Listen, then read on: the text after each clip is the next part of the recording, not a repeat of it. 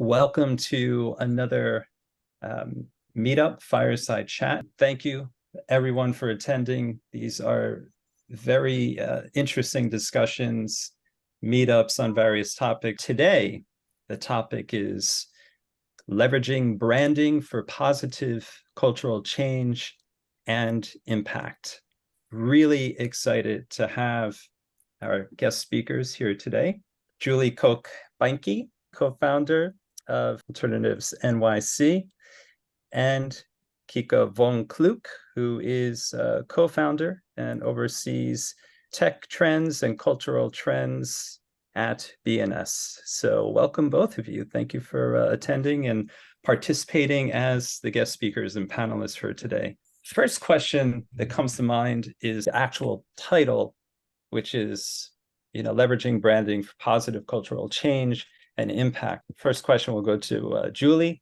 Julie, when you hear the title of this session, what does leveraging branding for positive cultural change and impact mean to you? Brands have a voice, and looking at it from the big picture as someone who helps to build brands, I feel like we have a responsibility and an opportunity to give the audience an incentive to engage with brands that bring something positive into the world.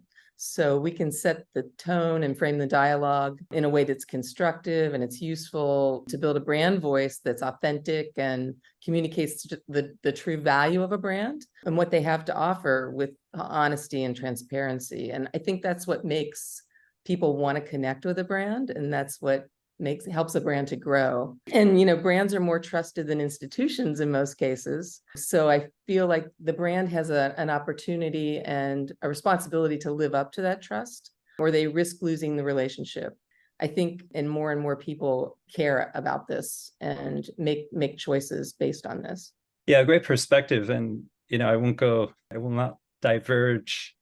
What you just said makes me think about everyone who's attending this session today, the institutions, the companies, the organizations that we work at during the day, are, throughout our professional lives or just our day jobs, if you want to call it that, that has a brand, that has an image. I also think about individually speaking as well, just in terms of that commingling. Kika, over to you. What does leveraging branding for positive cultural change and impact mean to you? What does that actually mean? Thank you so much for this question. And I am 100% in line with Julie's thinking that brands are trusted more than institutions, than government at the moment. And we also have to think about ourselves as our personal brands. With social media, we all became our own brand. So to me, it means doing everything in your power to do good, because it's possible to do good and do well. And to be able to use your brand for a local community impact, to help in terms of mutual aid or community gardens, food banks, whatever you can do, whatever it's possible for you to do as your personal brand, making other people's lives easier, impact them culturally, impact their lives directly, and impacts your brand as it is perceived by the rest of the world.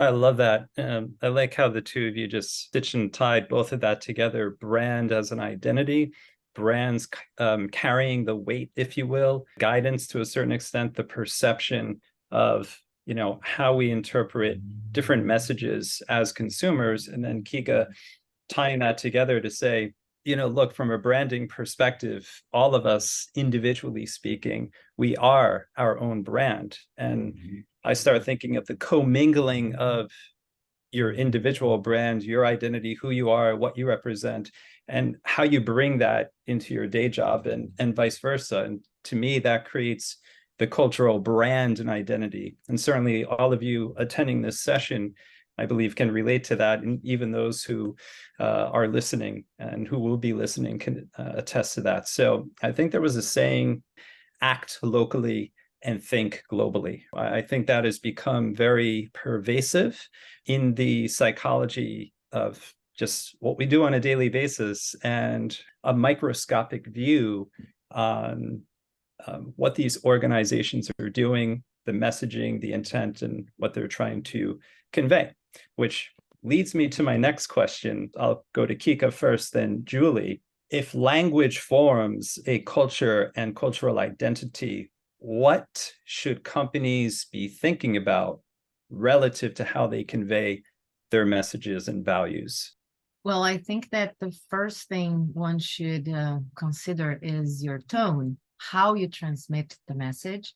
And if you are in tune with the audience, you have to know yourself, know your audience, and there's nothing worse than being tone deaf. When a company tries to say that they are sustainable, but in the back end, they're not doing anything to change their own ways. They talk the talk, don't walk the walk, right? The greenwashing is a real problem for a lot of companies and a lot of brands. And then there is a lot of other kinds of laundry that you can think about, a lot of different washings that people don't understand the extent of impact that they cause when they are trying to convey a message, but it's completely off, especially when the way they treat their workers or the way they treat their clients' workers. And it extends, it's very big how you can become tone deaf. So I think tone is a very important thing, to be in tune with things too. I like that a lot. The tone in which you are using comes through in the messaging. And then I start thinking about what is the intention and how does that intention manifest itself. And you're saying one thing on the front end, but on the back end, you're doing something completely different. And again, Kika, going back to the microscopic views and the scrutiny that's placed upon companies, I think we've seen a total psychological shift. Hopefully, I think we're seeing a psychological shift and hopefully a positive direction, collectively speaking. So I really like that tone. Knowing your audience, two things that I just extracted from that. Julie, from your perspective, messaging, language forms that culture and cultural identity. What should companies be thinking about relative to how they convey their messages and values? I mean, I think it all comes back to authenticity, because if it's inauthentic, people are very savvy and they can see through it in a heartbeat. So it really doesn't pay to try to be something that you're not. The personal brand of the founders and the people who work within the company definitely contribute to that. So I think one of the best things that a company can do is first determine the reason for being. Like, why are we here? What do we offer as a brand? And what's our value? And then what's the brand ethos that they need to live up to? And how do we create the values and socialize them across the company? Because everyone needs to be aware of the positioning and everyone needs to be on board with that, or they really can't be part of the mission in the company. It's important to include everyone.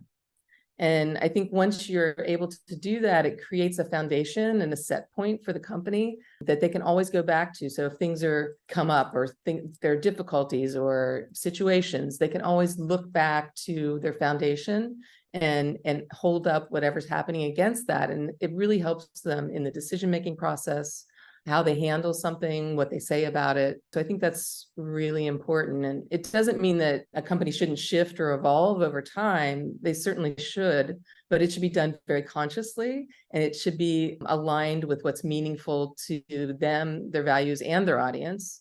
And they should include their audience in the evolution, treat them with respect as well. Not that it's just suddenly this total shift or something.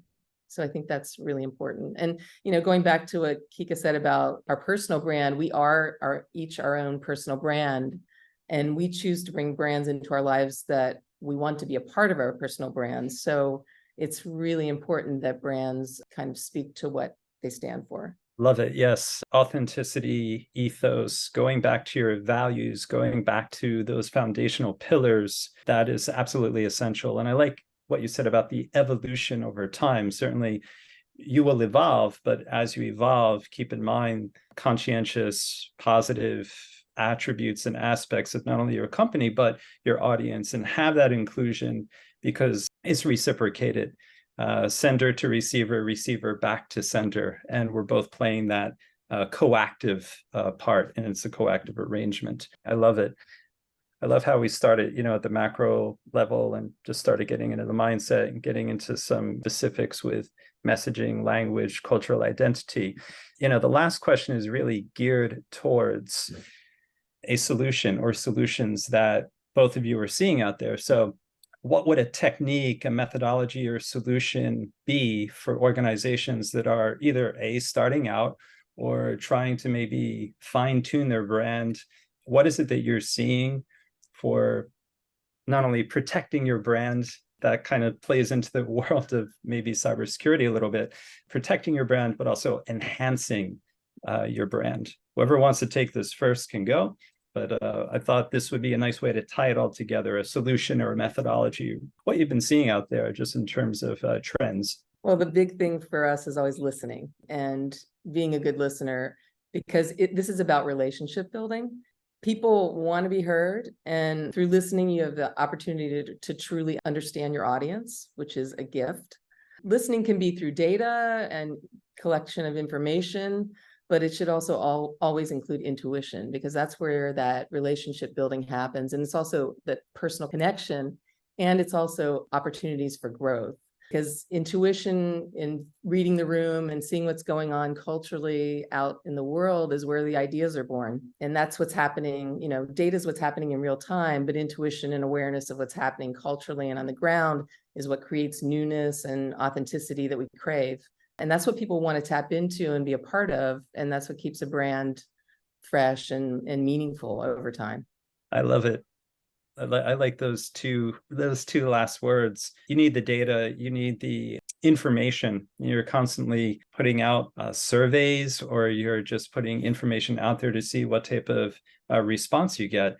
And that information, the data, if you will, I think that forms the pathway forward and the direction that you're going in. And I would also say that it kind of serves as a barometer and litmus test to see where you're at, just in terms of values and culture. Are you, I guess, for lack of a better word, are you keeping up with the times? Are you lagging behind? And if you're lagging so far behind, how does that not only pertain to your brand, but how does that pertain to maybe the stagnation of your business, right? Creating new ways, product features, application features.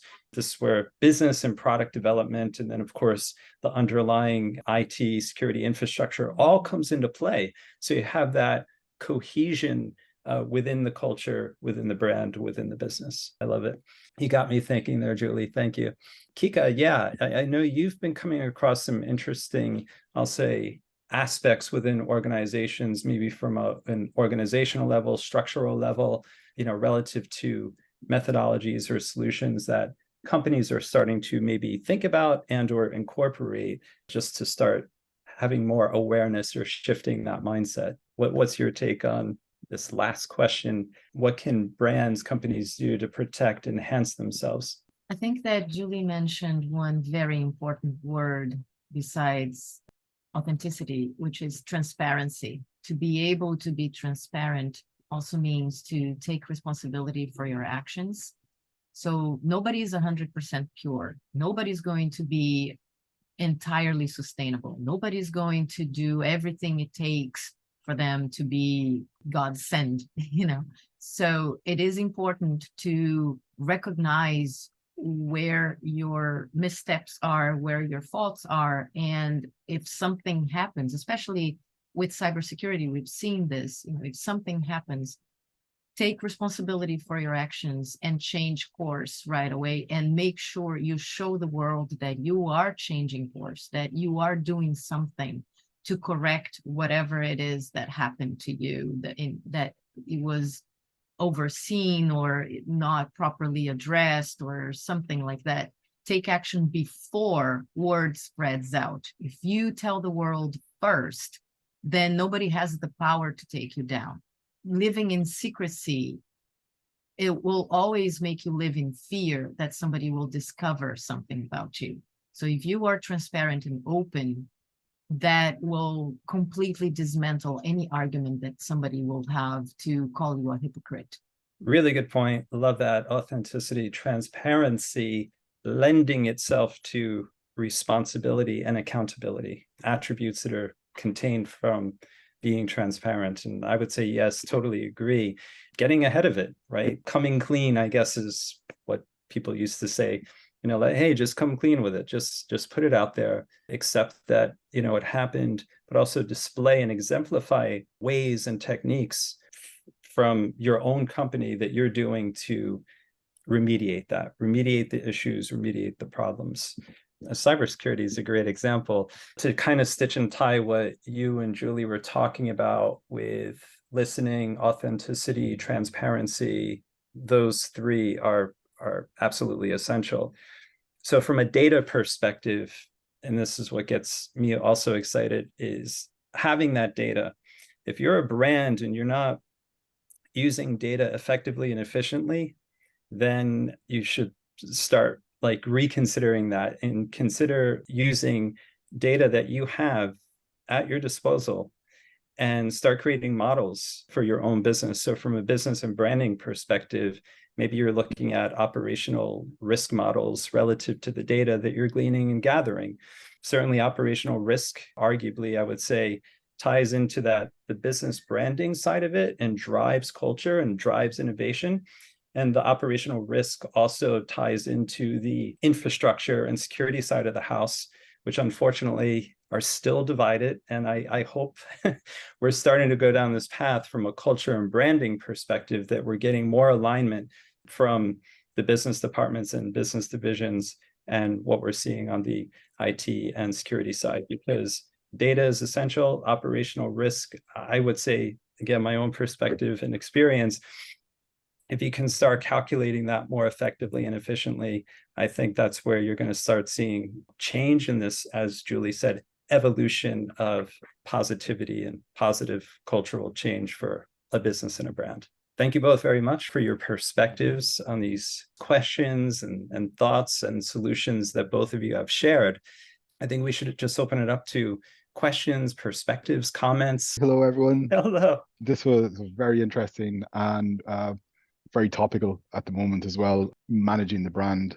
There was and brand identity. The last month, the NSA and the FBI put out a fact sheet about deepfake threats.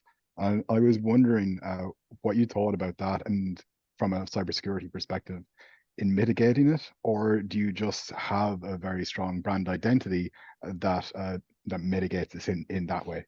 Because I'm not sure if we can solve the problem of deepfake threats other than making sure that our brand identity is strong enough that most people would understand or get when it's not us. That is a great question. And that's a great way to start thinking about aligning the business brand, the positive effect, or even for some who are, depending on what side of the spectrum you're on, you're gravitating towards a brand for various reasons. That's a great question, Alan. I think what I'll do is I'll kind of take a crack at it from the data security and cybersecurity side of it. And then Julie and Kika, please help me out, because this was a very nice question, Alan. Thank you. So in terms of deep fakes and impact on brand, certainly there have been, I'll say, from a cybersecurity perspective, technology solutions and products out there that have been not only identifying deep fakes and the impact that it could have on a brand, but also doing what we would call those takedowns of those infiltrators that are doing the deep fakes. It could be individuals, it could be an organization that is out there to attack a brand for various reasons, right? So from a cybersecurity perspective, there are and there have been companies out there that, focus on that, specifically deep fakes. That's a great question. One of them is Digital Shadows. The other company that I'll just kind of give a little bit of a shout out to is a company called Memsico, or some people pronounce it MemPsycho.